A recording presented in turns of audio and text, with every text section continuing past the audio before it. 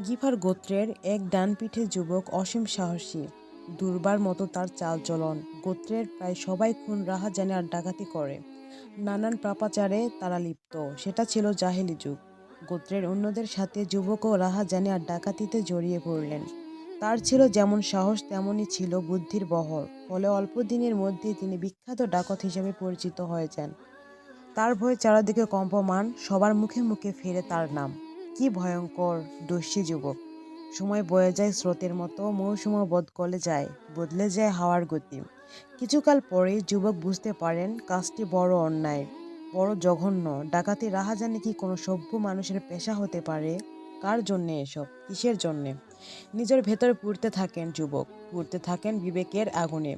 পুড়তে পুড়তে রূপলি বৃষ্টির ছোঁয়া পেয়ে যান তিনি।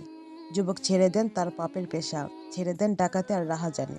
তারপর খুঁজতে থাকেন সোনালি রোদ্দুর। কোথায় সেই রোদ্দুর, যার উত্তাপ তার মুচড়ে পড়া ভেঙে যাওয়া হৃদয়খানে আবার ভোরের মতো কোমল হয়ে উঠতে পারে?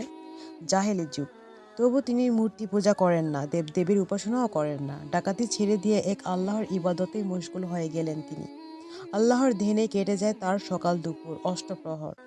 তখনও তিনি নবী করিম সাল্লাল্লাহু আলাইহি ওয়াসাল্লামের সংবাদ পাননি, জানেন না রসুল পাকের কথা।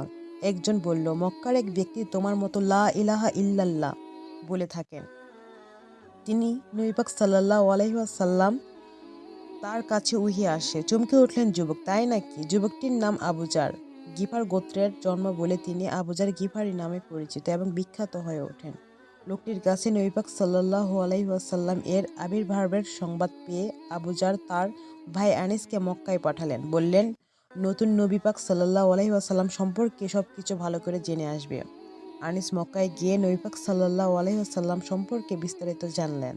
তাকে দেখলেন। ফিরে এসে আবুজারকে সেসব কথা খুলে বললেন। আবুজার শুনলেন, কিন্তু পিপাসা মিটল না। পরের দিন তিনি নিজেই রওনা হলেন মক্কার উদ্দেশ্যে।